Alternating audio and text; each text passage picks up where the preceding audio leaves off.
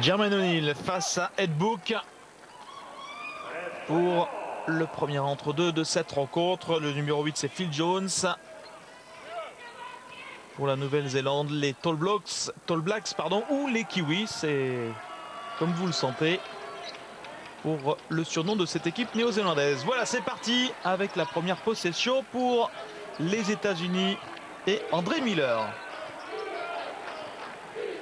Paul Pierce.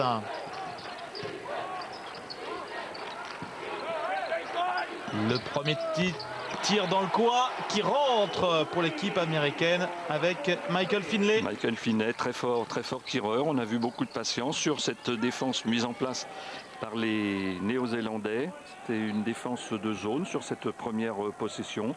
Ils étaient en défense. Et un très bon mouvement à l'intérieur. Là, notre ami, le défenseur américain Jermaine O'Neill, s'est vraiment fait balader. Et les deux premiers points du leader offensif de cette équipe néo-zélandaise, Kirk Penney, le joueur universitaire de Wisconsin. Le même, exactement. Et c'est encore Michael Finlay.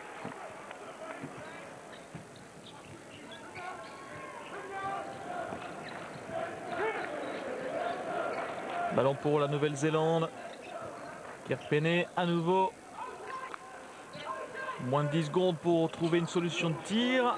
Et là, il va falloir faire vite. Et sauvé par l'arbitre à la dernière seconde de la possession pour une faute de Michael Finlay, justement.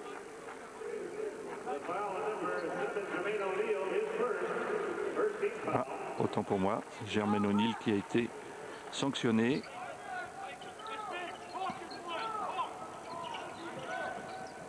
Le tir de Kirk Penney, ça rentre pour le shooter de Wisconsin. Bon travail sur une remise en jeu en ligne de fond, quelque chose de classique. Un joueur qui profite d'un double écran de ses partenaires. C'était propre, c'était bien joué. Mais cette équipe de Nouvelle-Zélande, outre le fait qu'elle a créé la surprise, vous l'avez dit, contre une équipe de Russie, il faut bien le dire, décevante quand même depuis le début de ce tournoi, et bien contre l'Argentine, c'est vrai qu'elle a perdu, mais à l'entame du dernier quart-temps, elle était à 2 points. Et Dieu sait si l'équipe d'Argentine nous impressionne tous. Effectivement, en dernier quart-temps, elle a pris un éclat terrible, cette équipe de Nouvelle-Zélande, parce que je crois que le score a été de 38-16, quelque chose comme ça dans le dernier quart-temps. Mais pendant 30 minutes, elle avait été capable de lutter d'égal à égal. Et là, on a vu un panier tout à l'heure de Cameron, qui est un très fort tireur à 3 points. Et ça va très très vite dans ce début de rencontre. Il y a beaucoup de réussite dans les tirs. La preuve encore avec ce 3 points qui rentre pour Ed Book. Oui, un peu de laxisme pour ne pas dire beaucoup de la part de la défense américaine. Il y a peu de pression sur le ballon. Les joueurs néo-zélandais ont été capables de prendre les intervalles, de trouver des décalages sans beaucoup de difficultés. Nul doute que la défense va monter en puissance du côté des Américains comme ils ont l'habitude de le faire.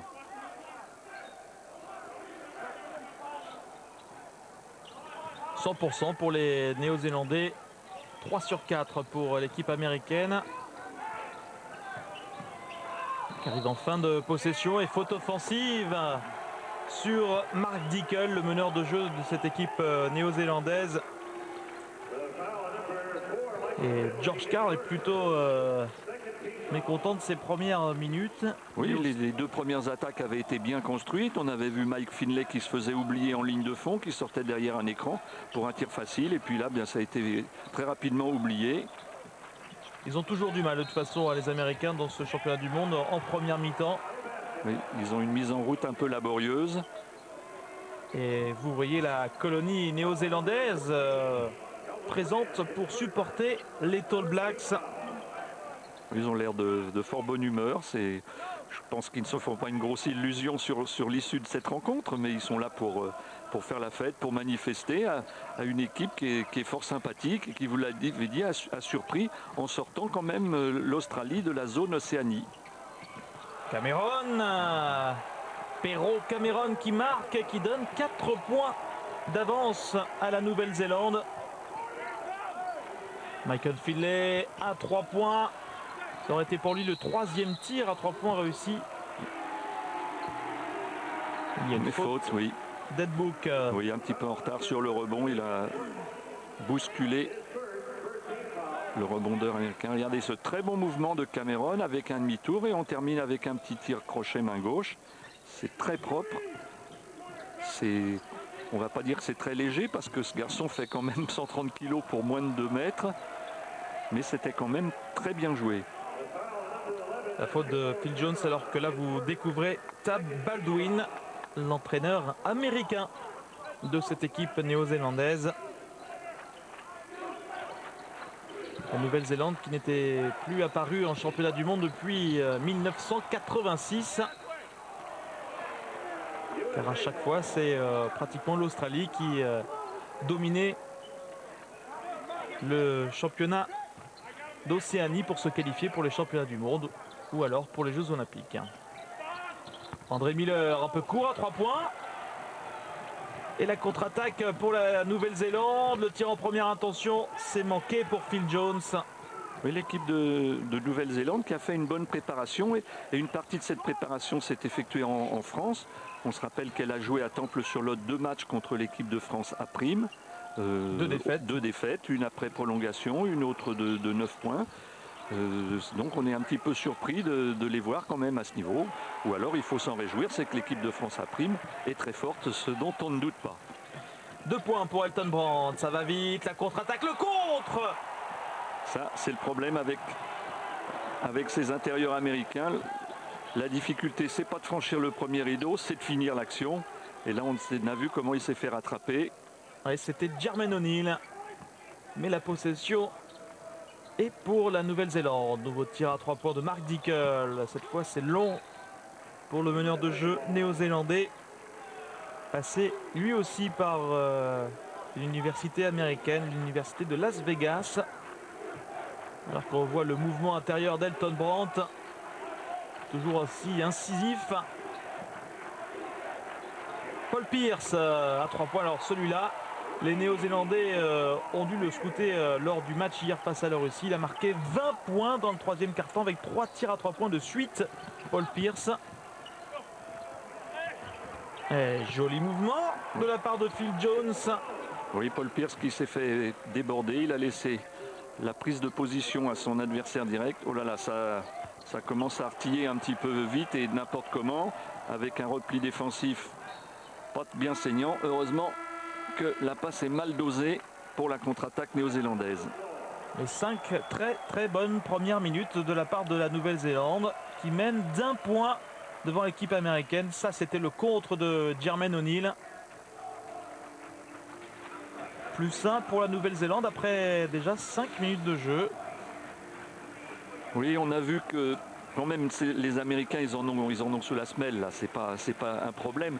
Dès que les Néo-Zélandais ont pris 4 points d'avance, on semblait être bien dans le match. On a vu que sur 2 séquences défensives, ça rend difficile la qualification. Il faudra être impérativement demi-finaliste à l'Euro 2003 en Suède l'année prochaine. Et quand on sait que, outre les équipes européennes qui sont en ce moment à Indianapolis, il y a sur la touche bien sûr l'équipe de France, il y a l'Italie, il y a la Lituanie, il y a la Grèce. Ça va faire un championnat d'Europe en 2003 qui va être super intéressant d'une part et puis très dense. Faute sur Paul Pierce qui va obtenir 2 lancers.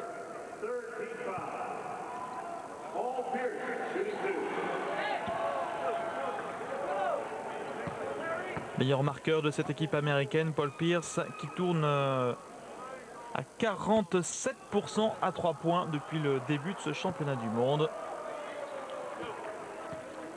Oui, qui est à 23 points de moyenne en 22 minutes, non, en 24 minutes de match. Donc ça fait pratiquement 1 point à la minute. Mais on sait que c'est un fort scoreur. Il le prouve chaque année en NBA, puisque cette année, il était 3e meilleur marqueur à la moyenne. Mais c'est le joueur qui a marqué le plus de points dans la saison régulière, parce qu'il a pratiquement pas manqué de match, au contraire de Iverson, qui lui a été le meilleur marqueur à la moyenne. Donc c'est vraiment entre lui et Finlay, il y a ce qu'il faut pour les tirs extérieurs. Michael Finlay justement. Voilà. Et quand c'est pas Reggie Miller. Donc le problème des Américains pour attaquer une zone, il n'est pas sur le manque de tireurs à l'extérieur, c'est le manque d'habitude de jouer contre des défenses de zone, même si... C'est bien joué tout cela avec Perrault Cameroun et la passe décisive pour Phil Jones qui marque. Oui, même si je disais que de temps en temps, ils sont amenés à jouer des zones en NBA puisque maintenant elle est autorisée cette défense. Encore Michael Finlay à 3 points, cette fois c'est manqué. Et plus de réussite dans les tirs pour les Néo-Zélandais. Ils jouent vraiment très bien, c'est très bien joué cette affaire-là. Et encore le tir à 3 points qui rentre pour les Néo-Zélandais, pour Phil Jones. La balle a voyagé, on serait cru sur les 2 dernières passes à un match de volley. Vraiment, elle va très vite. Là, cette action était superbe aussi, bonne prise de position à l'intérieur.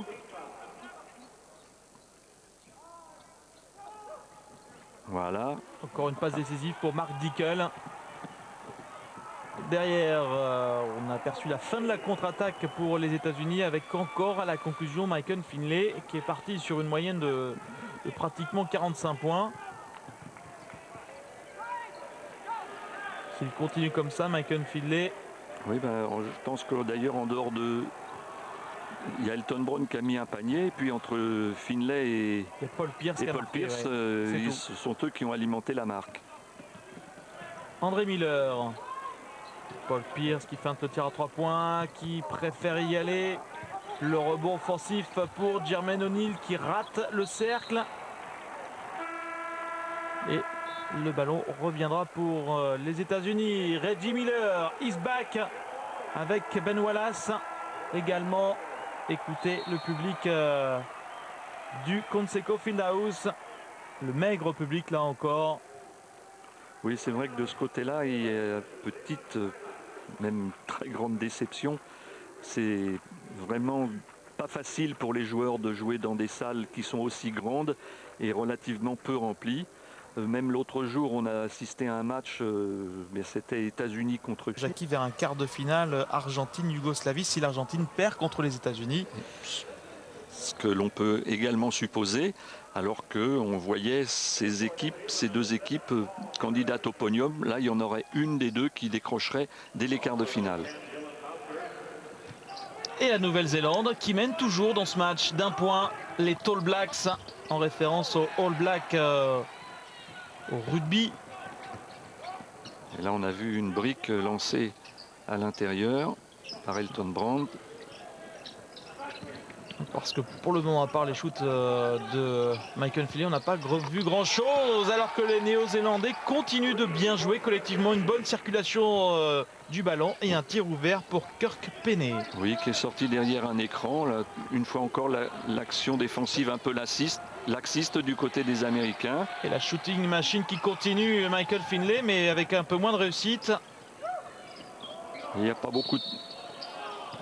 Faute offensive. Faute offensive, oui. Dead book. Et on s'est rendu compte quand même sur ces 2 ou 3 dernières actions qu'il n'y a pas une très grosse pression défensive sur le porteur du ballon côté américain. Chose à laquelle nous sommes plutôt habitués quand on les voit défendre, mais ça va sans doute venir. Et on a vu arriver l'athlète de ces championnats du monde, à mon avis, Sean Marion, qui est vraiment exceptionnel dans ce registre. Jermaine O'Neal qui essaye de passer en force, il est victime d'une faute. Et qui rate quand même un tir relativement facile, quand bien même il y avait une faute sur lui. C'est le genre d'action qui doit se terminer à 3 points, ça c'est indéniable, ça manque de concentration du côté américain. Entre un jeu de Damon Rumpton et de Robert Hickey. Robert Hickey qui sort plutôt.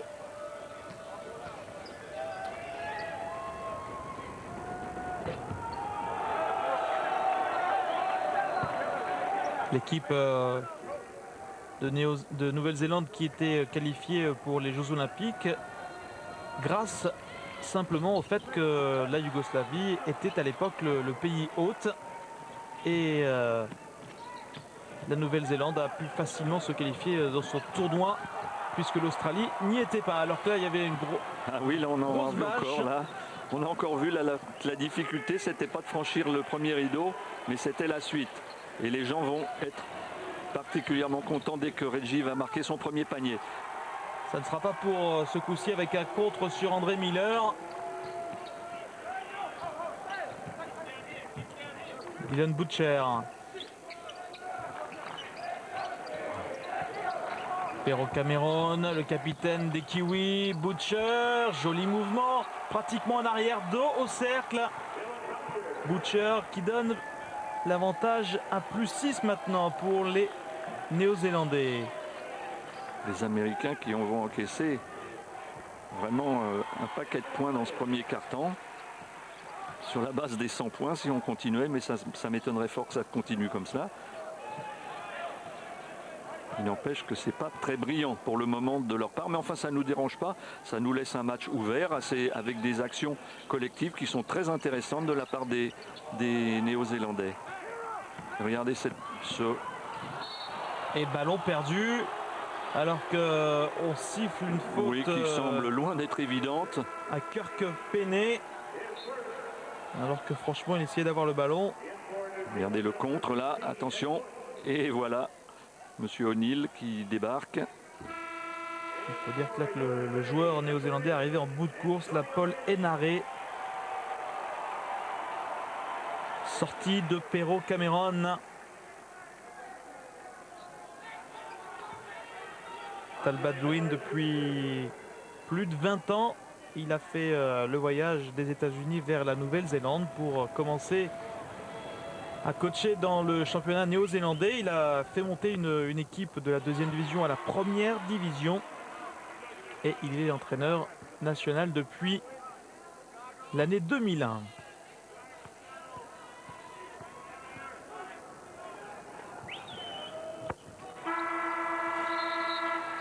Et sortie d'André Miller, remplacé par Baron Davis, dont on attendait beaucoup plus. On attendait, c'est un joueur tellement spectaculaire lorsqu'il joue en NBA, et là il a l'air un petit peu chloroformé. Il nous a pas encore gratifié de mouvements dans la 6e ou 8e dimension. La possession pour les Néo-Zélandais avec le tir un peu court. Et sifflé pour une faute américaine. Faute américaine de Baron Davis justement. Baron Davis qui était appelé au dernier moment pratiquement dans la phase de préparation de l'équipe américaine pour remplacer Jason Kidd blessé. Un Jason Kidd qui manque peut-être quand même dans cette équipe américaine. On sait tout le talent créatif du meneur des Nets, qui a réalisé en plus sa meilleure saison NBA. Qui a transformé une équipe des Nets qui était complètement à la rue les années précédentes et en particulier l'an dernier, et qui l'a mené, enfin avec l'aide de ses partenaires quand même, mais sans qu'il y ait beaucoup de changements de nouveaux joueurs. Eh bien il a transformé l'esprit de cette équipe, et cette équipe a été jusqu'en finale contre les Lakers. Là elle était arrivée un petit peu en bout de souffle, mais il n'empêche qu'elle a quand même été en finale. Le dernier tir pour les États-Unis, la 2e chance pour Sean Marion. C'est une brique, une énorme brique de Sean Marion. Et après 10 minutes de jeu, on ne peut pas dire énorme surprise, mais quand même, la Nouvelle-Zélande est devant avec 3 points d'avance devant cette équipe américaine. Alors ça n'est pas surprenant sur le jeu qu'a produit cette équipe américaine, qui est pour le moment assez brouillon. Mais ce qui est surtout étonnant, c'est d'avoir encaissé 25 points contre une équipe certes qui joue bien, mais qui peut... Et ce très bon début de match de la part des Néo-Zélandais. Des phases de jeu beaucoup mieux construites que pour les Américains. Allez, le début du 2e quart-temps. Et le ballon sera pour les États-Unis.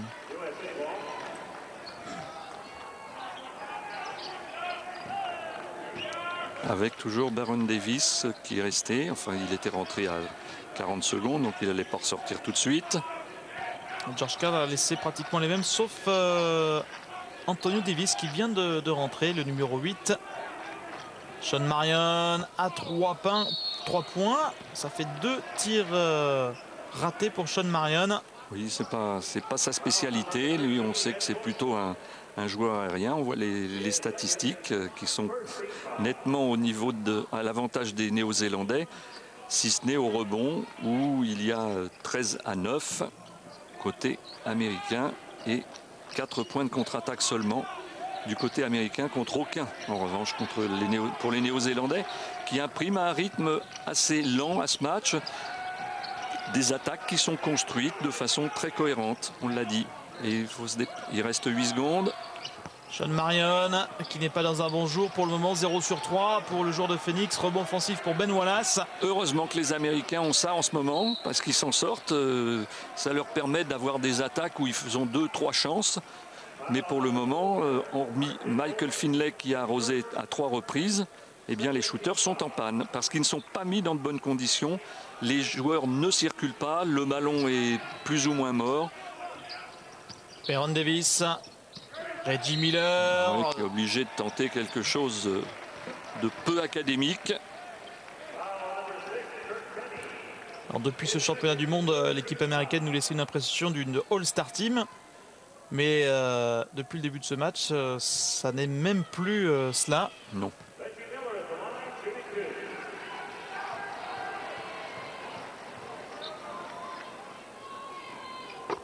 Et Reggie qui va peut-être prendre les choses en main. 37 ans. En l'absence de Jason Kidd, c'est manifestement lui le leader moral de cette équipe. Il n'est pas le meneur de jeu, mais c'est lui le joueur le plus expérimenté et qui est sans doute le plus écouté, le plus respecté dans l'équipe américaine. Ouh là là!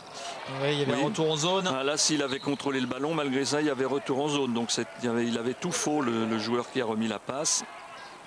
Ça va vite avec Sean Marion pour Antonio Davis, qui est victime d'une faute, celle de Damon Rampton. Et les Néo-Zélandais qui sont contraints à commettre pas mal de fautes et qui risquent de payer l'addition.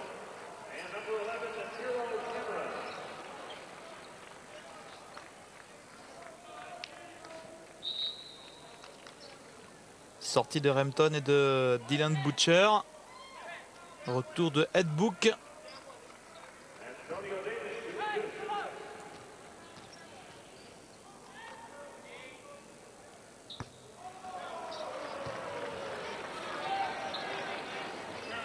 Antonio Davis qui est pour le moment à un peu moins de 6 points par rencontre depuis le début du tournoi.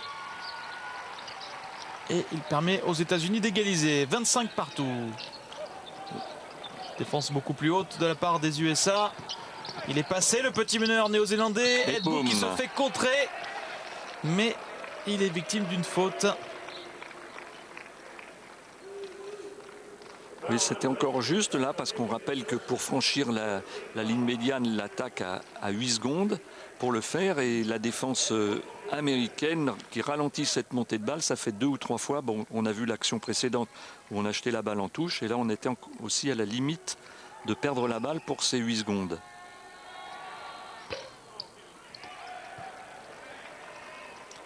Ed Book qui est un petit peu le Crawford Palmer de l'équipe de la Nouvelle-Zélande, comme lors des Jeux Olympiques.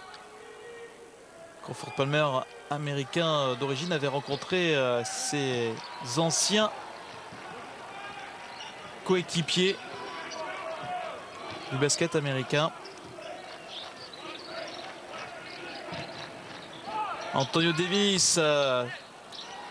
Et encore un ballon gagné par le rebond offensif américain. Et Reggie qui n'ose pas prendre le tir à 3 points. C'est court pour Antonio Davis qui se fait contrer. Ben Wallace. Et nouveau rebond. Trois chances, ça il va falloir que les Néo-Zélandais puissent, mais enfin c'est pas facile parce qu'ils sont battus en taille. On sait qu'il leur manque leur joueur intérieur de plus grande taille, 2,08 m, qui leur manque beaucoup dans ce secteur du jeu parce que c'est quand même un garçon qui tournait à 8 rebonds par match. Donc, et là on vient de voir un certain nombre d'attaques qui se terminent à la 2e et 3e chance pour les Américains.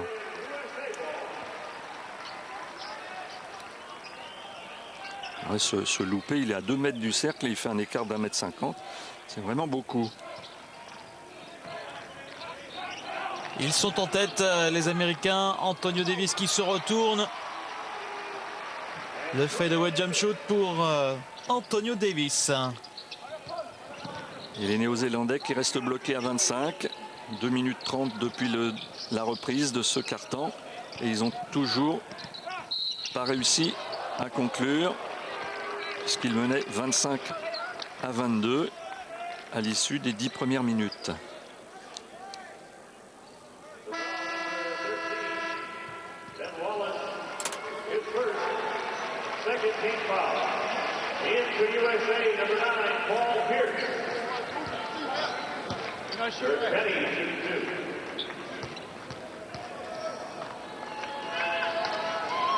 Kirk Penney au lancer. Il était déjà dans l'équipe qui a disputé les Jeux Olympiques.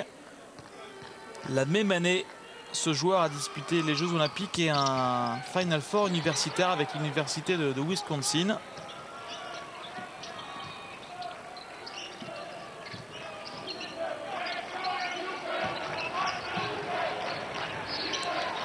Ben Wallace qui provoque une faute. Et qui passe en force, qui fait parler sa puissance. Ils jouent mieux là quand même les Américains. Ils appuient là où ça fait mal dans le jeu intérieur de la Nouvelle-Zélande, alors qu'en début de match, ils prenaient beaucoup de tirs à longue distance. Rentre en jeu de Judd Flawell.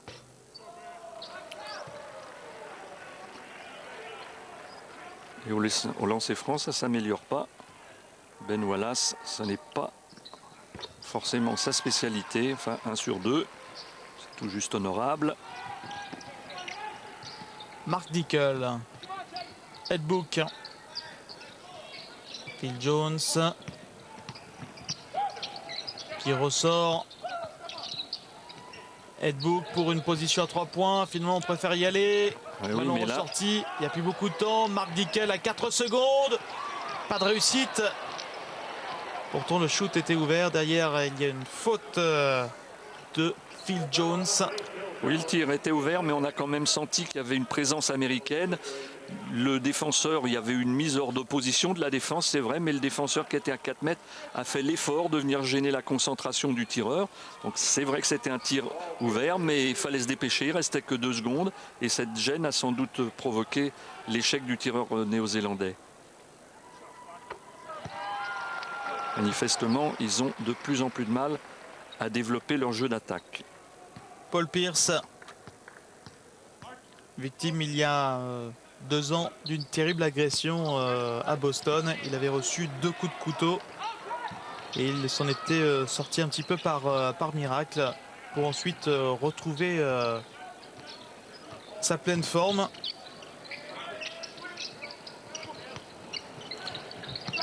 Vous voyez, la plupart du temps, là, les Néo-Zélandais sont obligés de jouer en reculant. Voilà.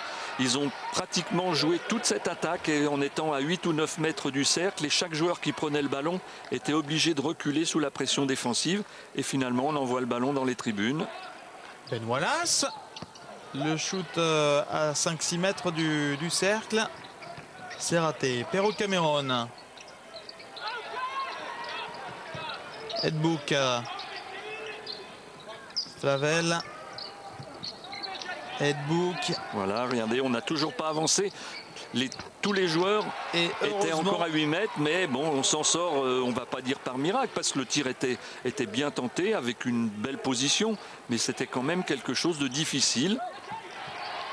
3 points de Mark Dickel, et la contre-attaque pour égaliser pour les Néo-Zélandais. Ed Book qui prend le tir à 3 points. C'est une petite brique. Baron Davis, c'était pas le meilleur choix pour l'ancien meneur de UCLA. Vraiment pas bien joué du tout même. Il y avait beaucoup d'embouteillages. Les joueurs n'avaient pas utilisé tout l'espace, toute la surface du terrain. Ils étaient tous en train de rentrer. Regardez, pas un joueur en position en bas pour fixer. Voilà, on joue qu'avec des joueurs à la périphérie en ce moment du côté des Néo-Zélandais. On recherche le tir à 3 points. Et rebond pour l'équipe américaine avec Paul Pierce, Sean Marion qui vole au-dessus de Judd Flawell. Voilà, ça c'est son jeu. On a vu l'explosion sur le dernier appui, la vitesse avec laquelle il a pu monter sur le dos, plutôt sur la poitrine de son adversaire. Et là énorme oubli défensif avec Judd Flawell qui a pu marquer. Très belle passe de Perrault Cameron. Et il n'y a toujours que 2 points. Sean Marion qui va dunk. Le smash à une main pour Sean Marion. Voilà qui réveille un peu la salle. C'est le premier, Jackie, je crois. Oui, effectivement. Du match. Là, c'était le panier précédent. Et le suivant, il avait pu se rapprocher un peu du cercle pour écraser la balle.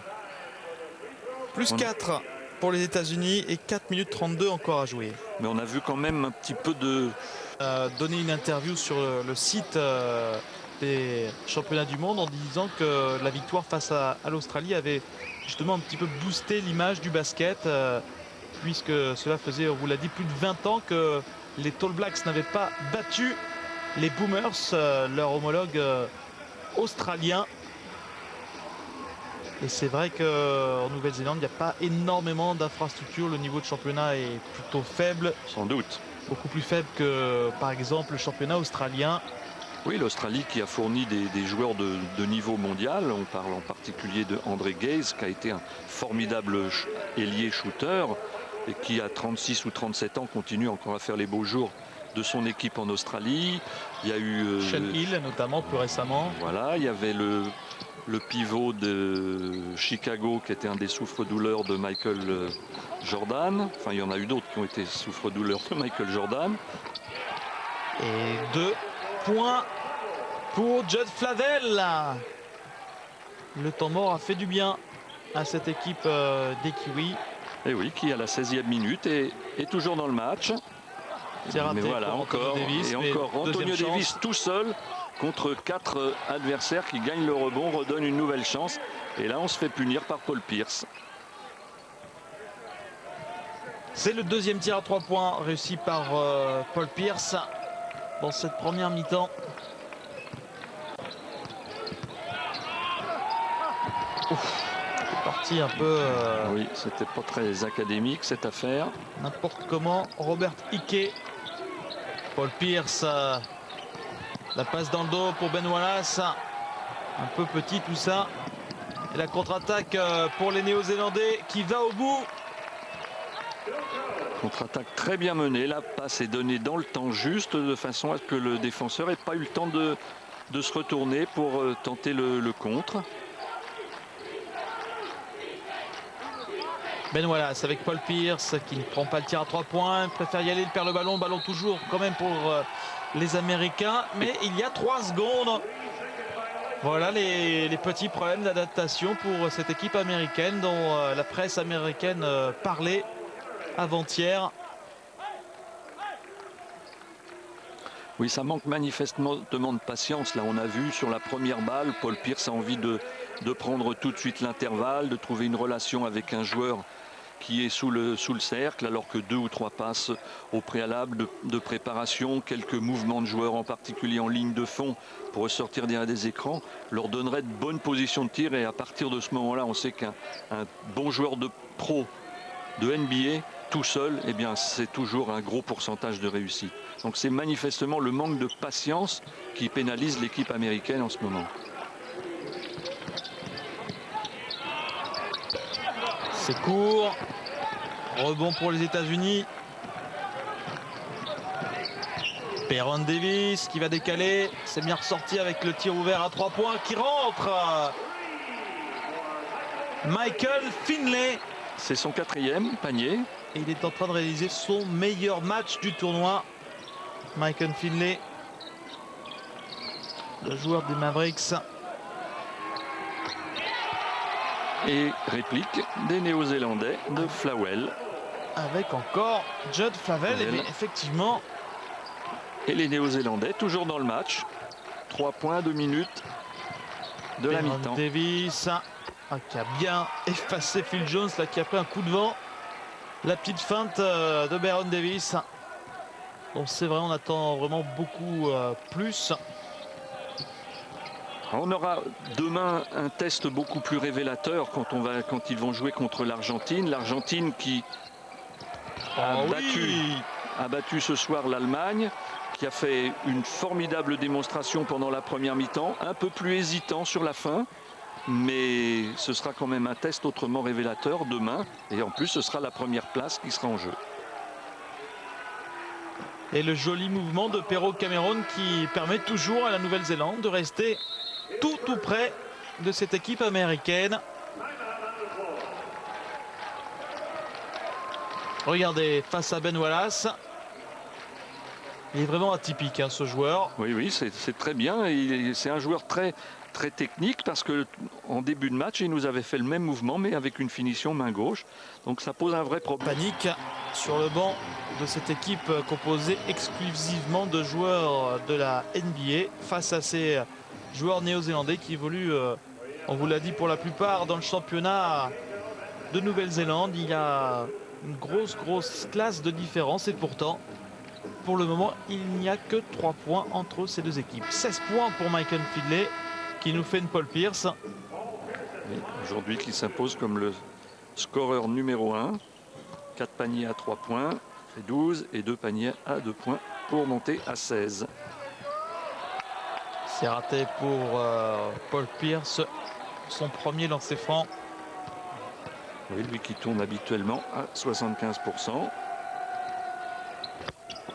1 sur 2.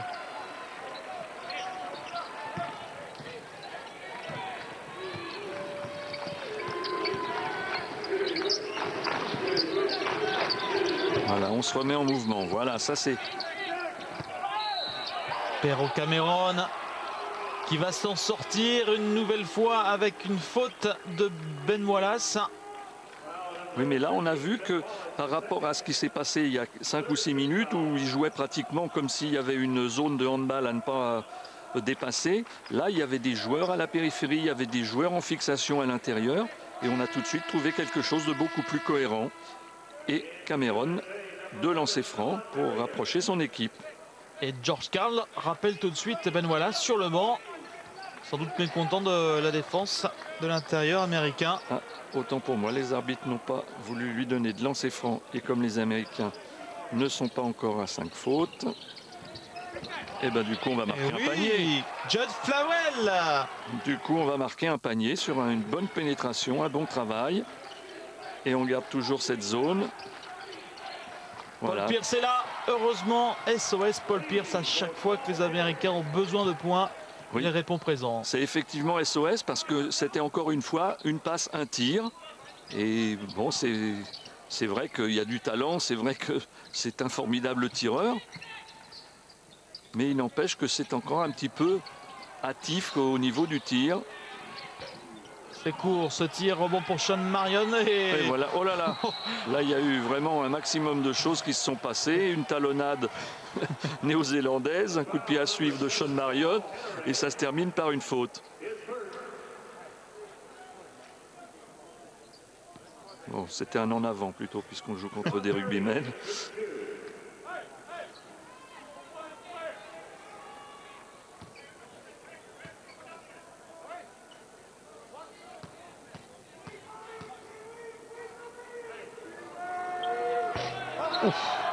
Il était court celui-là. Oui, 4 secondes, ce qui fait que eh bien, la dernière possession maintenant sera pour les Néo-Zélandais. Ils ont eu en 35 secondes 2 possibilités de tir, à moins qu'ils ne perdent la balle bien sûr, contre une pour les Américains. Paul Hénaré. Jouer 2 contre 1, 2 pour 1. Voilà. Il reste 5 secondes. Et avec Cameron. Perrault Cameron qui va y aller. Il est passé. Oui, mais il a eu peur du contre. Il a eu peur du contre et il a jeté le ballon. C'est dommage pour Perrault Cameron et la Nouvelle-Zélande qui tient tête aux joueurs de la NBA. Même si Michael Findlay a sauvé les apparences avec 16 points pour le joueur de Dallas. Les États-Unis mènent à la pause de 6 points devant cette équipe des Tall Blacks. On vous l'a dit, privé quand même de l'un de ses meilleurs joueurs, Sean Marks. Plus 6 pour les USA face à la Nouvelle-Zélande, 48 à 42. Un deuxième carton extrêmement serré, Jackie, puisque les Américains l'ont remporté. Leur marqueur de 7 rencontres pour les Américains. On vous l'a dit, Michael Finlay est loin devant avec 16 points. Toujours Paul Pierce dans la roue. Et ce qu'il y a, c'est qu'on voit que malgré la domination physique à l'intérieur, il y a peu de points marqués par les intérieurs. 5 points de Wallace, 3 points par-ci par-là. C'est un petit peu inquiétant quand ils vont avoir à affronter des joueurs de plus grande taille. En particulier, on peut penser, même si les Yougoslaves ne nous ont pas fait une grosse impression jusqu'à maintenant, quand ils vont affronter les pivots yougoslaves qui font 2,10 m et plus, eh bien, ça va rendre leur tâche encore plus difficile. Miniaka dans les tribunes pour les supporters de la Nouvelle-Zélande.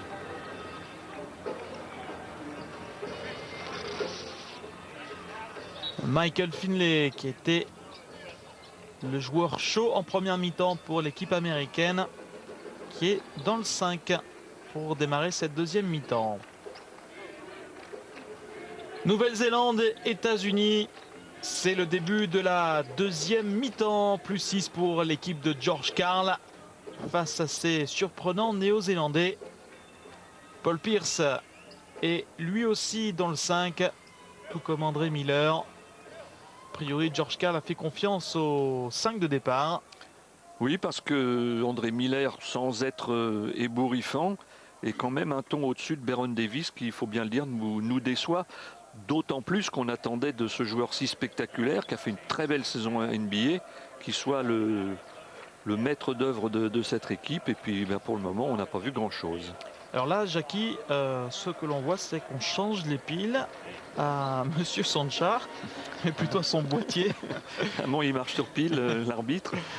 Monsieur Sanchar qui possède autour de la ceinture un petit boîtier pour arrêter et démarrer le chronomètre. C'est une innovation pour le championnat du monde, mais qui existe depuis longtemps aux États-Unis en NBA. Mais c'est la première apparition pour un championnat du monde. Et Monsieur Sanchar qui se fait attendre.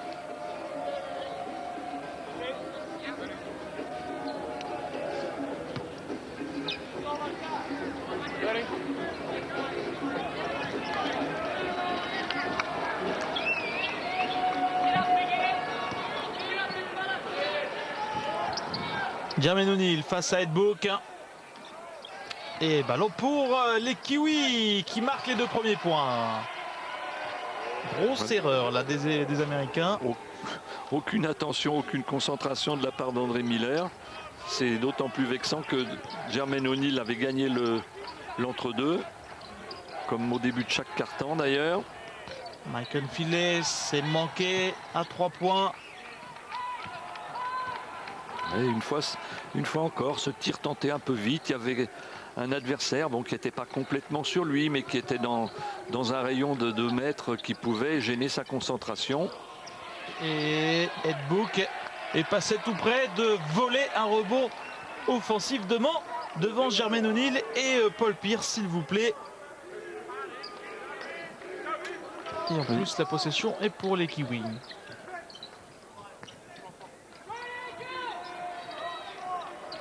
Pero Cameron. Shoot rapide. C'est trop difficile ça, trop difficile. C'est pas en jouant ce jeu que les Néo-Zélandais pourront rester dans le match. Il est parti de loin, Michael Finlay. Il termine tout près du cercle pour déposer ce ballon. Le finger roll.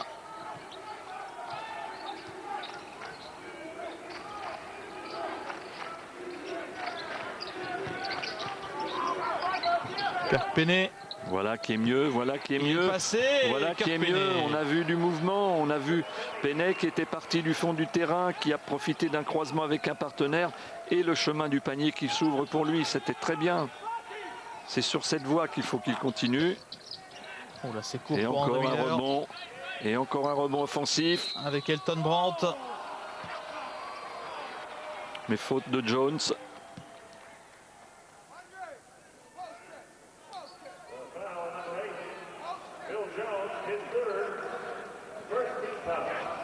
Troisième faute pour Jones.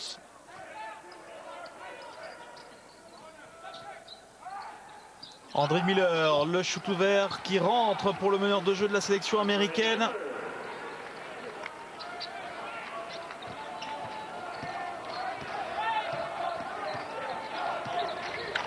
Et un très bon pourcentage des Néo-Zélandais, au-dessus de 50%. Celui des Américains est plus misérable. Ballon pour Perrault Cameron avec Voilà, on Edbook. tourne bien, mais maintenant il va falloir se dépêcher. Rebond pour la sélection américaine avec Jermaine O'Neal. Finlay qui renverse dans le coin pour le tir qui rentre. C'est Paul Pierce, l'inévitable shooter de cette équipe américaine. Et l'écart qui grimpe pour les Américains. On en est à +9. Et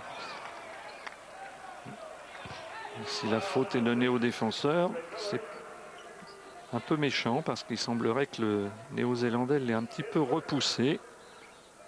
La faute est pour Elton Brandt.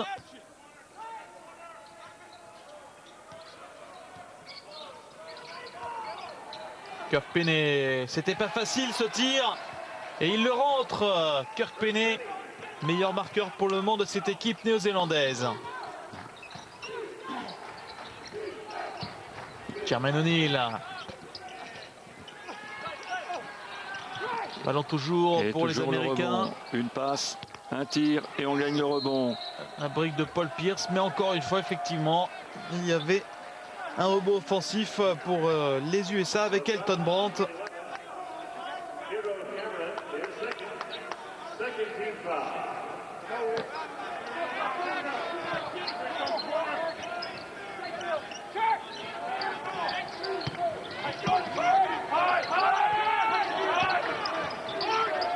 Michael Finlay.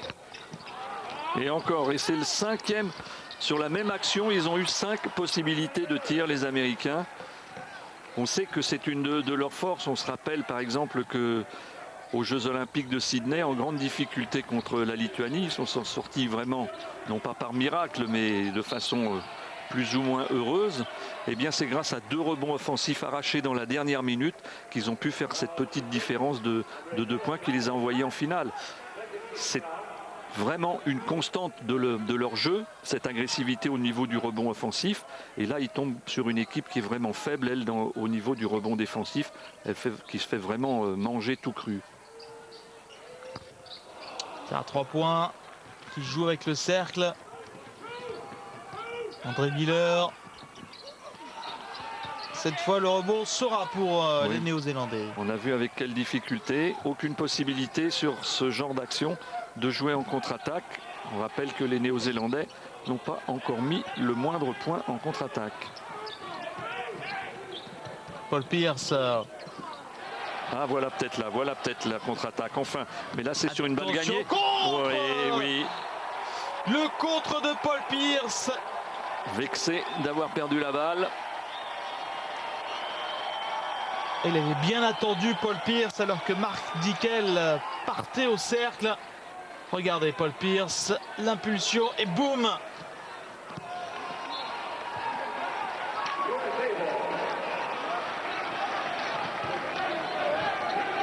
+9 pour les Américains. Ça reste, il me semble, le plus gros écart. Voilà, on joue à l'intérieur. Et on rate encore une fois. Et on ne gagne pas le ballon du côté des All Blacks. Elton Brandt en puissance, l'ancien joueur intérieur de Duke. Lui, on peut lui faire confiance. C'est un guerrier, Elton Brandt. Oui, pour sa première année en pro, il avait déjà fait de très bonnes choses. Dans une équipe, c'était Chicago, me semble-t-il, qui était vraiment pas très brillante. Mais lui avait largement tiré son épingle du jeu. Il a l'habitude en plus de jouer en sélection américaine, même lorsqu'il était encore à l'université, Elton Brandt. Il avait notamment participé au Goodwill Games et il avait été l'un des meilleurs joueurs de la sélection américaine composée exclusivement de joueurs universitaires.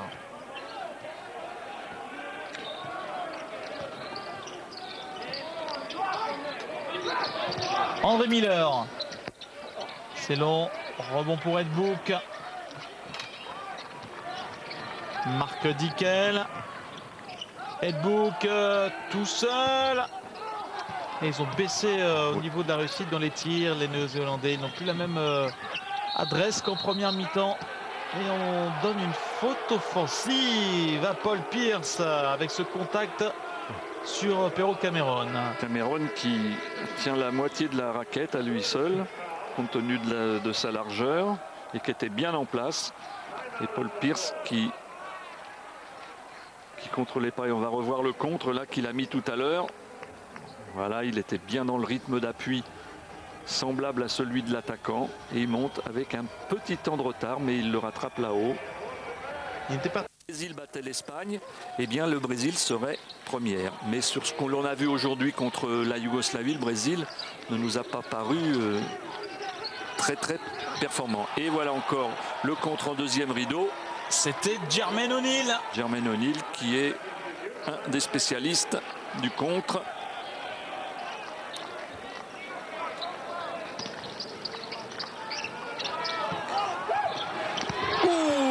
Contre énorme de Jermaine O'Neal, le deuxième de suite.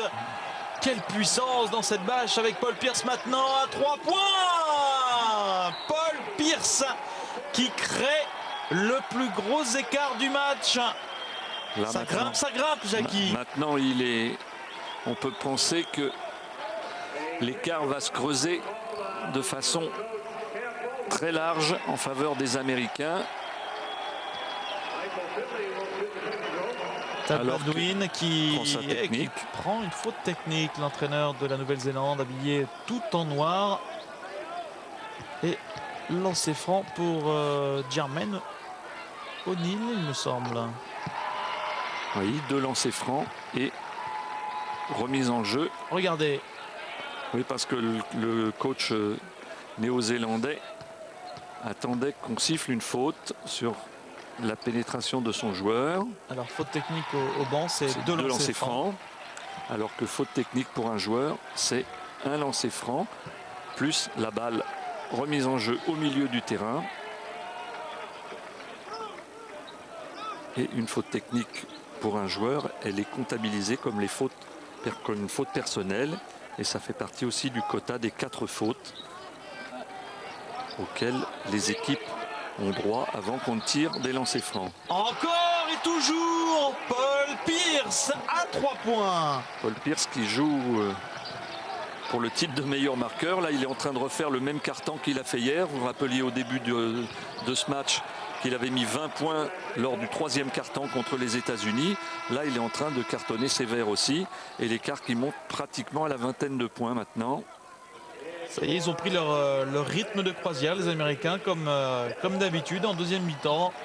Ils accélèrent progressivement, ils créent l'écart. On en est à plus 19 pour les États-Unis. Alors que Ben Wallace est de retour pour l'équipe américaine.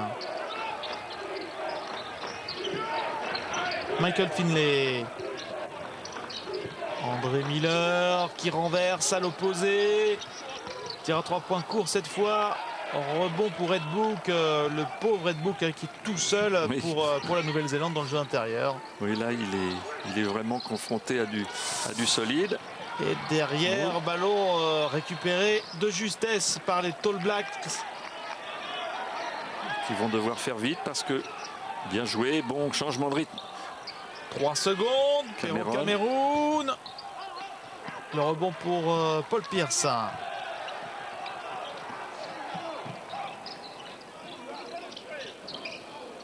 Ça circule bien, même si là c'est manqué pour Jermaine O'Neal. Oui, Kirk Penney. Et il est court. Le shooter néo-zélandais récupère quand même le ballon. Voilà, et on remet en place. Oui, c'est bien fait, bien avec joué. Une bonne position. Shoot ouvert pour Perrault Cameroun. Ils ont complètement abandonné leur adresse de la première mi-temps, les Néo-Zélandais. Et sans shot mark, sans adresse au tir extérieur, ça devient de plus en plus compliqué pour les joueurs de Tab Baldwin. En retour du costaud Antonio Davis. Et Reggie est de retour également.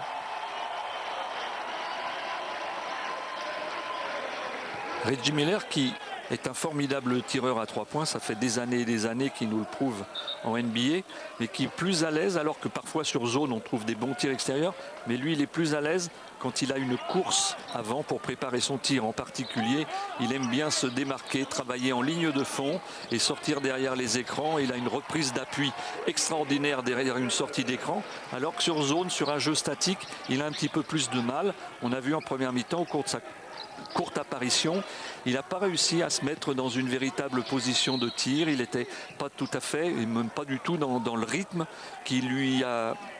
dont il a besoin pour trouver les bons tirs. Et comme le coach néo-zélandais n'a pas envie pour le moment de changer de défense, il reste toujours en zone, quand bien même son équipe est en train de prendre l'eau, eh bien on va voir ce que va donner Reggie Miller sur cette zone. Avec l'autre Miller de l'équipe américaine qui vient de marquer à 3 points, André Miller. Le feu d'artifice continue pour les États-Unis. Reggie Miller, il me semble qu'il y a d'ailleurs un record en NBA. Il avait réussi 9 points en 7 secondes dans un match de playoff contre New York.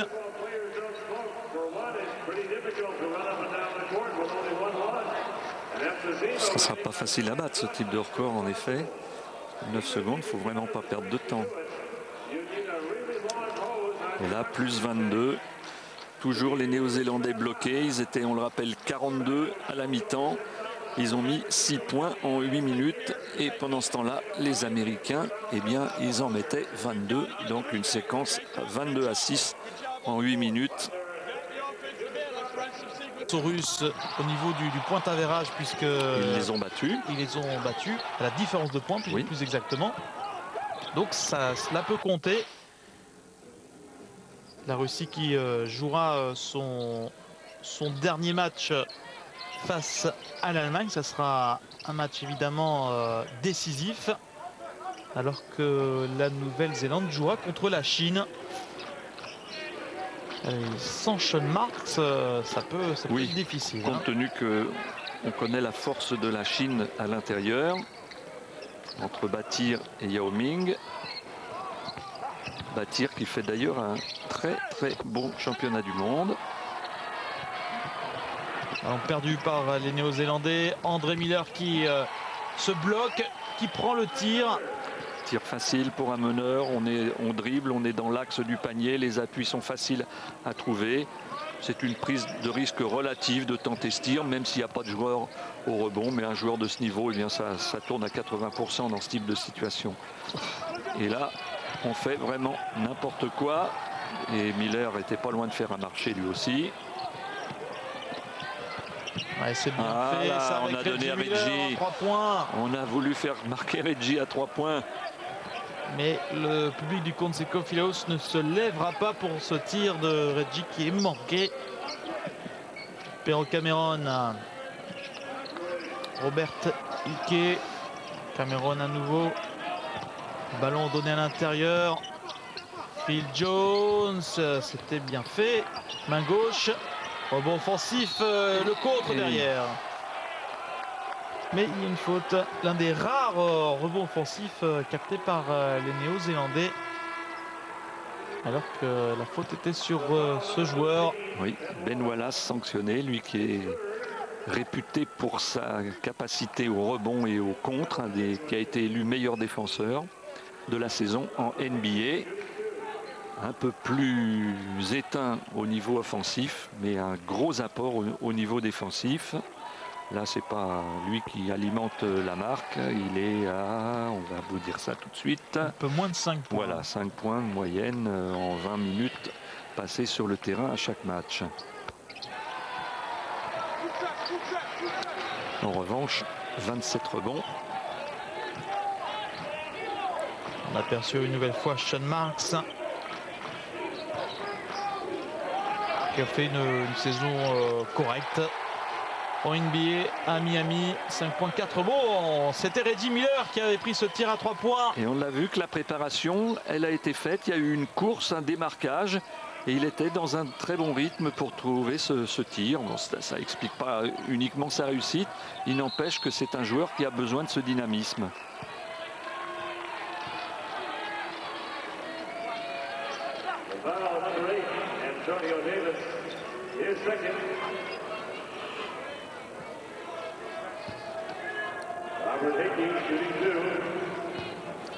De lancer franc pour Robert Hickey.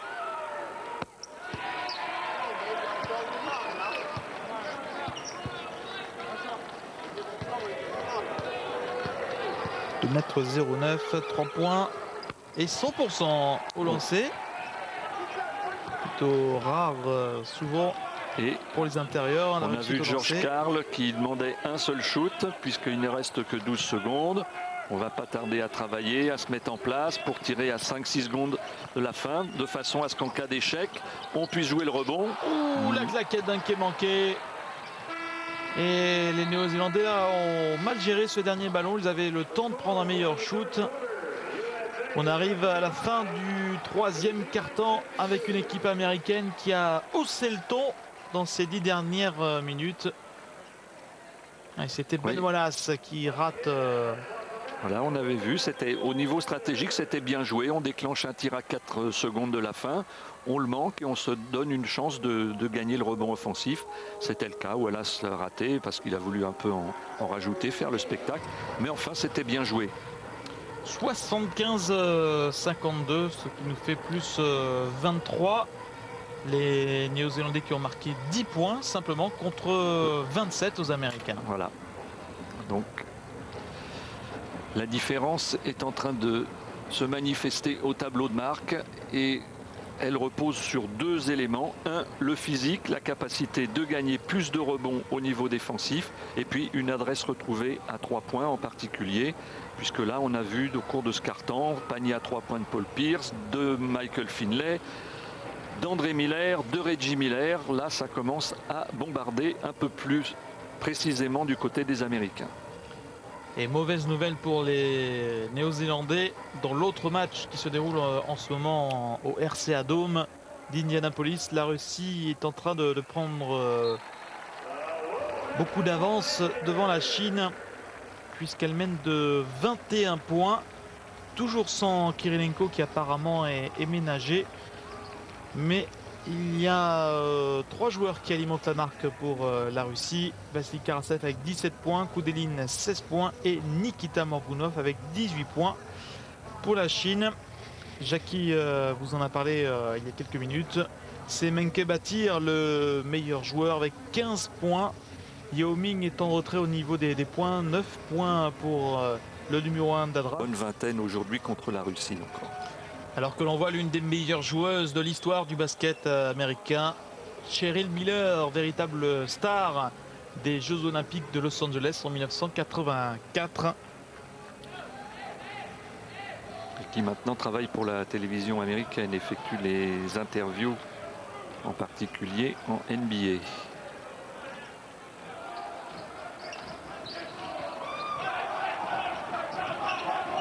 L'équipe américaine féminine qu'on retrouvera au championnat du monde en Chine du 14 au 25 septembre. Alors que là c'est Antonio Davis qui marque les 2 premiers points de ce 4e quart-temps. On retrouvera bien évidemment pour ce championnat du monde l'équipe de France, l'équipe d'Alain Jardel avec un premier match face à Cuba. Ça sera le 14 septembre. Notez-le sur votre agenda à 15h30 et notez également qu'une heure avant le match, on vous proposera le magnifique documentaire sur cette fabuleuse épopée de 2001 avec la victoire au championnat d'Europe, les 12 filles en or, toutes les coulisses, les moments les plus sympathiques de cette aventure des coéquipières de Yannick Souvray. Oui, une équipe féminine qui part avec de l'ambition parce qu'elle a fait une très bonne préparation. Elle a battu en particulier cette équipe cubaine. Elle a battu les Russes. Elle n'a subi qu'une seule défaite, il me semble, c'est contre l'Espagne. Contre l'Espagne de 17 points. Elle a battu la Hongrie. Elle a vraiment bien travaillé, bien préparé son affaire. Et elle se présente dans les meilleures conditions en attendant le rétablissement complet d'Audrey Sorey qui, elle, a été un peu perturbée par une Opération de l'appendicite.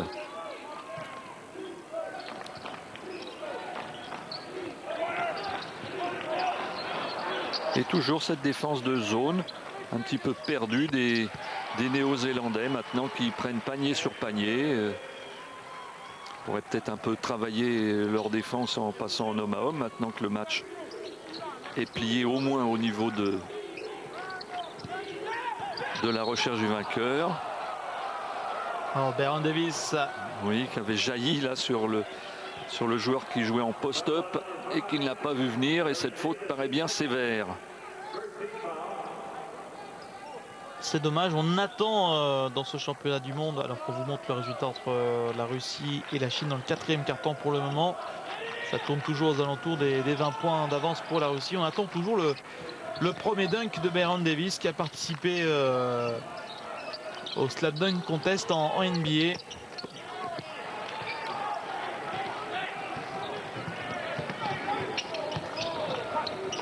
Sean Marion dans son jardin. Oui, ligne de fond, un dribble pour se décaler. 3-4 mètres. Et on en est maintenant, Jackie, à Et plus 29. 29, ça monte, oui. Ils n'ont pas marqué encore les Néo-Zélandais dans ce 4e quart-temps. Ce qui nous fait 10 points en 12 minutes depuis la mi-temps. C'est très faible, mais ça se comprend. Oui, Sean Marion qui rate le dunk. Enfin, on a vu quand même cette capacité à exploser, parce qu'il avait reçu la balle dans des conditions qui n'étaient pas très bonnes, et il a réussi malgré tout à grimper jusqu'au cercle. Vraiment, on a eu l'occasion de le dire, c'est un athlète prodigieux. Les États-Unis qui s'approchent tout doucement des 50%. Et oui, il fallait prendre le tir beaucoup plus tôt, Ed Book. On va revoir l'action. Oh, il y avait peut-être, oui, ouais. mais peut-être qu'il y avait quelque chose sur son bras gauche. Il y avait une main néo-zélandaise qui traînait par là.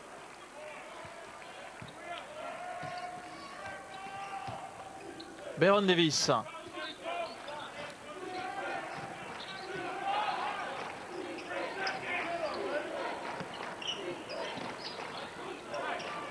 Ralph Lafrance qui vient de faire son entrée, qui signe tout de suite son entrée. Voilà encore un joueur qui a un bon tir dans un rayon de 4 ou 5 mètres et qui même de temps en temps tente sa chance à 3 points. Joueur complet, poste 4, gaucher. Les 2 premiers points dans ce match pour Ralph Lafrance. George Karl qui va pouvoir faire tourner son effectif. Oui, en prévision du premier vrai test que passera l'équipe américaine demain contre l'Argentine, l'autre équipe invaincue de cette poule. La qualité du jeu semble être en faveur des Argentins, mais la puissance, on le dit tellement souvent, que des Américains doivent faire quand même la différence, parce que Oberto, Scola vont avoir fort à faire à l'intérieur. Et on peut penser aussi que Ginobili, qui nous enchante match après match, aura droit à un traitement particulier de la part des défenseurs américains. Alors notez bien ce rendez-vous, ça sera le dernier match de cette nuit spéciale, puisqu'on vous proposera 4 rencontres à 21 h, donc ce mercredi Turquie-Yougoslavie, Brésil-Espagne en léger différé à 22 h 30, minuit et demi Russie-Allemagne, match crucial pour la Russie, et à 2 h l'affiche de cette dernière journée du 2e tour entre les États-Unis et l'Argentine pour la première place du groupe F. Et à ce moment-là, on connaîtra le tableau des quarts de finale qui démarreront après 24 heures de repos. Donc c'est quand même un championnat très difficile, on l'a dit. Les équipes qui iront au bout en finale, eh bien, auront disputé 9 matchs en 11 jours, des séries de 3 matchs. Première poule, 3 matchs, 1 jour de repos, 3 matchs dans la deuxième poule, et ensuite on enchaîne quart, demi et finale.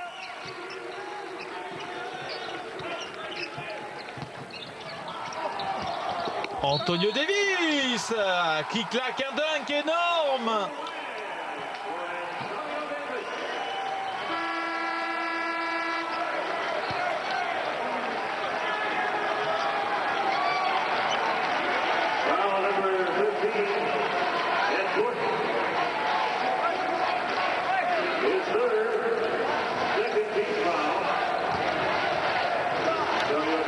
se font plaisir là, les joueurs de George Karl. La rentrée en jeu de Jason Williams. On est passé à 30 points. Et Jackie, il me semble qu'il n'y a même pas de jour de repos entre la fin du deuxième tour et, et les quarts de finale qui ont lieu le 5. Ben oui, c'est vrai qu'avec ces décalages, on a du mal un petit peu à s'y retrouver. Si. Demain c'est mercredi et les quarts commencent vendredi, demi samedi, finale dimanche. On est déjà le 3. Voilà, oui, c'est vrai. Il faut suivre. Mais eux sont le 2 encore. Ils ne sont que le 2. Et faute sur le tir à 3 points. Donc 3 lancés. On peut imaginer que les Américains vont pour la 4e fois dépasser la barre des 100 points. Voilà, ils vont tenir leur moyenne, on l'a dit, 101 points. Il leur reste une douzaine de points à marquer au cours de ces dernières minutes.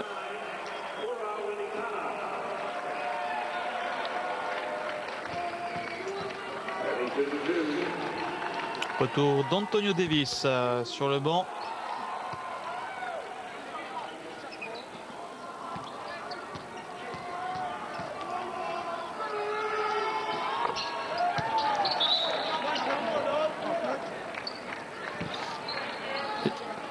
Deuxième lancé est à retirer pour Kirk Penney.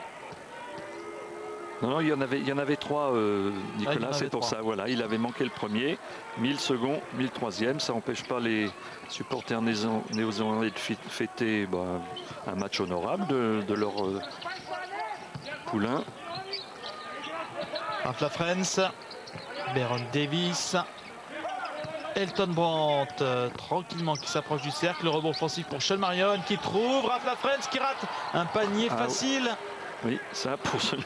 Il était facile à 2,08 m, manquer quand on est tout seul en dessous, c'est vraiment manquer l'immanquable. Comme quoi, des fois, un bon dunk. Oui.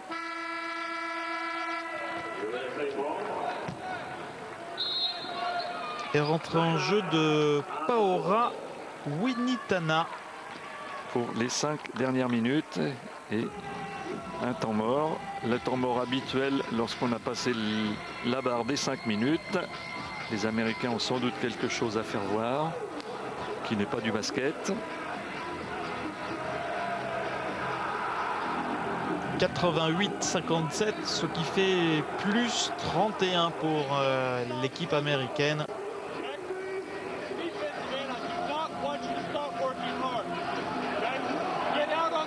La Nouvelle-Zélande ne sera pas la première équipe à battre l'équipe des USA composée de joueurs NBA. Pour le moment, on en est à 57 matchs, 57 victoires. Voilà.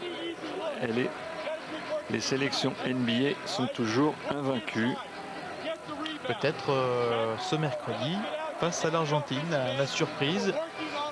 Ça vaut une cote quand même, hein. Il faut bien le dire, ça vaut une cote, même si l'Argentine nous a fait plaisir, joue un très beau basket, très aéré, avec des joueurs de grand talent, parce qu'on parle beaucoup de Ginobili, mais il y a 2 joueurs qui sont très impressionnants, je trouve, dans cette équipe argentine. C'est Nocioni et Sconocchini qui retrouve son meilleur niveau. Ah oui, qui est vraiment à son meilleur niveau. On connaissait son punch, sa capacité d'attaquer le cercle, mais en plus, il semble que sa panoplie offensive se soit élargie. Il nous a sorti quelques tirs à 3 points du meilleur effet, en particulier tout à l'heure contre l'Allemagne. Ces 3 joueurs-là, c'est vraiment un trio très très fort de joueurs extérieurs et à l'intérieur des joueurs de devoir emmenés par Oberto qui n'a peur de rien, qui est dur au mal et qui défend vraiment très très dur. 31 points de retard pour les Tall Blacks qui limite la casse dans cette rencontre.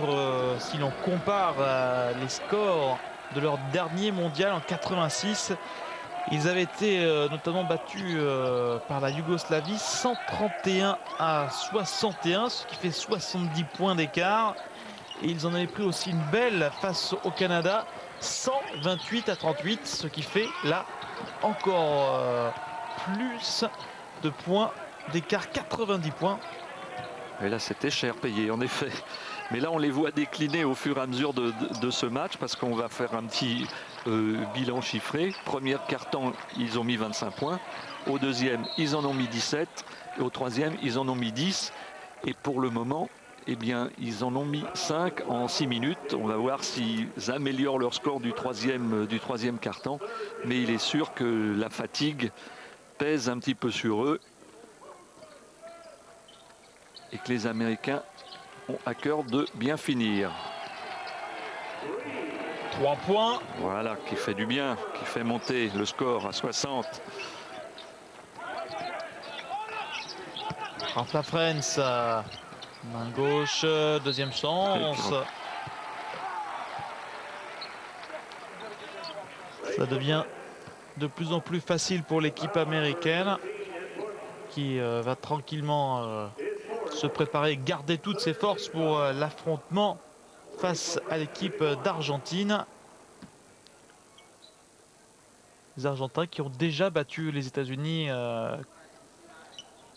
dans le championnat du monde et même dans d'autres compétitions qui réunissent les équipes du continent américain. Mais évidemment, à chaque fois, ce n'étaient pas des équipes composées de joueurs NBA. Non, maintenant, les États-Unis, et depuis longtemps, ne peuvent plus se permettre d'envoyer des équipes universitaires pour ce type de confrontation. On se rappelle que même si c'était dans des conditions un petit peu spéciales, ils avaient déjà perdu la médaille d'or aux Jeux de Munich en 72. Ils n'ont fait que, et pour les Américains, c'est que médaille de bronze aux Jeux de Séoul en 88. Et c'est à partir de là qu'ils ont pris conscience qu'il fallait qu'ils envoient la grosse armada pour essayer de garder la suprématie. Alors que là, Jackie, on a vu le premier panier d'éclat de ce championnat du monde de Jason Williams. On l'attendait, il avait été assez décevant jusqu'à présent, Jason Williams. Même peu utilisé, peu utilisé aussi, il faut bien le dire. Des miettes au niveau du temps de jeu, Jason Williams. Mais vous qui avez eu l'occasion de le suivre tout au long de la saison en universitaire, il a quand même fait des performances qui nous ont enchantés. C'est un joueur qui va très rapidement trouver sa place dans le concert professionnel. Ah, c'est un joueur qui en universitaire très talentueux, pouvait changer le cours d'un match. Complètement, beaucoup de maturité, beaucoup d'impact sur son équipe de Duke.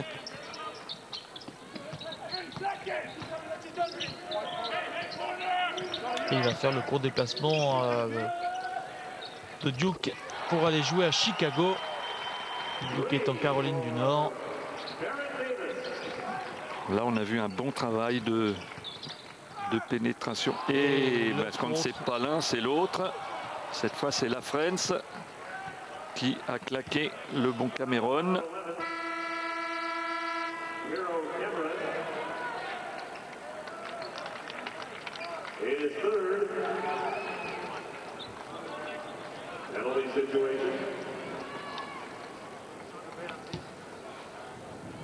Coéquipier de Paul Pierce, Ralph Lafrentz, justement dans le championnat universitaire à Kansas.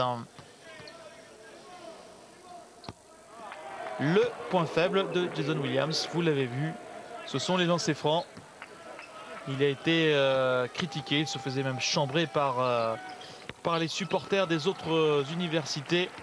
Alors que vous avez vu le résultat final du match entre la Russie et la Chine, ça s'est vraiment pas bien passé du tout pour les Chinois qui en prennent une bonne. Plus 27 au final pour la Russie. On va suivre Sean Marion. Voilà, qui s'est explosé.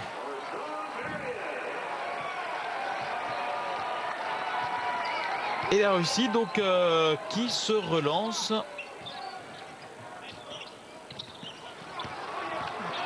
Et qui jouera sa qualification demain face à l'Allemagne. Baron Davis la passe dans le dos, c'est un petit peu petit. Oui, c'est un peu... Oh là, l'impétueux. Oh là là là, l'inconscient. Quel bloc de la part d'Elton Brand. Jason Williams. Sent que ça le démange de partir à chaque fois en dribble. Enfin un tir à 3 points de Sean Marion. Voilà. Il a un shoot un peu bizarre. Oui, c'est un peu épaulé, c'est étriqué, c'est rikiki. C'est peut-être pour ça d'ailleurs qu'il est quand même, c'est quand même pas un grand tireur extérieur.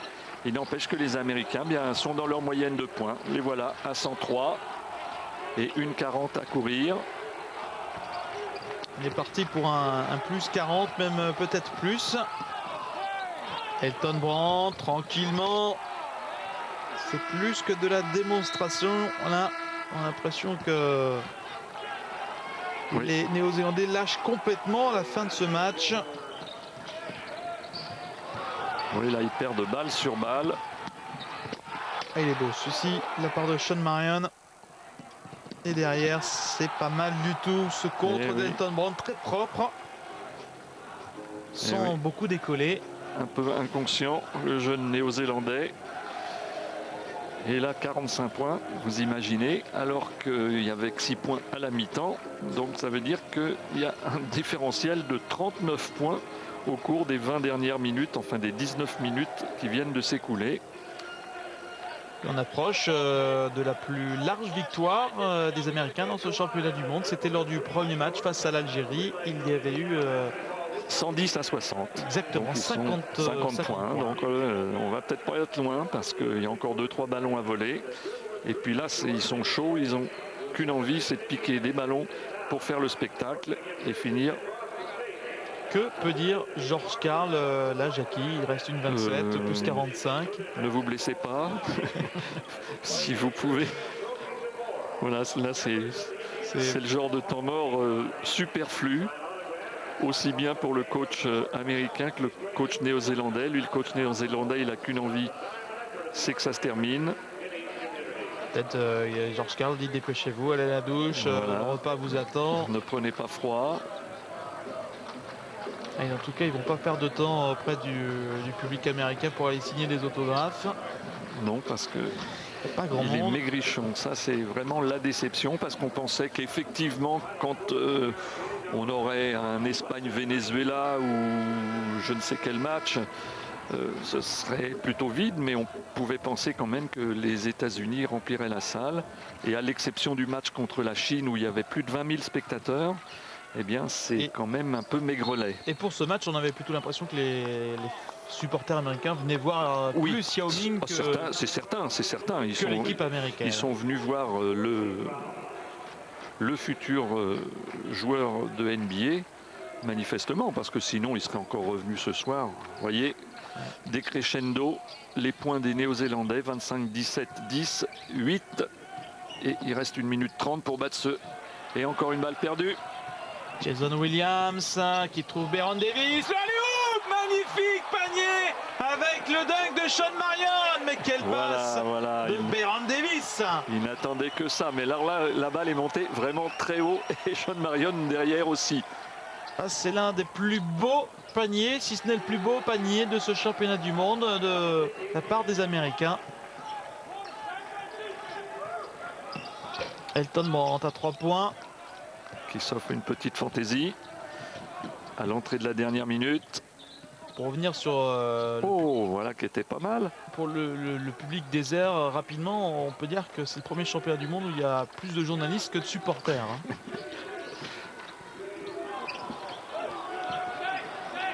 Allez, peut-être l'un des derniers paniers à nouveau. Et voilà. Le alley-oop, encore Baron Davis et Sean Marion. Eh bien, il a fallu attendre la 39e minute ou la 40e pour voir tout ça. Voilà, les Néo-Zélandais, 109-62, 47. Le record contre l'Algérie ne sera pas battu. L'Algérie qui a fini. Eh bien, pourquoi pas. L'Algérie qui a bien fini aujourd'hui, qui a gagné son match, qui évite la dernière place et qui a battu très nettement le Liban. Et c'est bien, ils auront certainement beaucoup appris au cours de ce championnat du monde. Oh, quelle belle passe. Ah, c'est ce qu'on attend dans ce genre de rencontre. Il n'y a plus de suspense, du spectacle de la part de ces joueurs.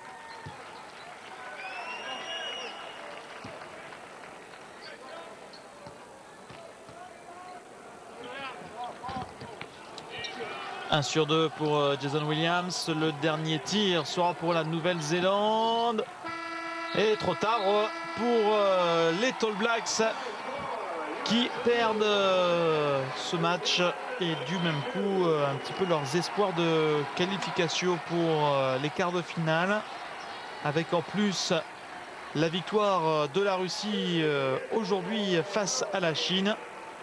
La cote néo-zélandaise est en très nette baisse. Oui, bien depuis effectivement le début et leur première victoire, ils accumulent les défaites. Bon, ce soir, c'était inévitable. Ils avaient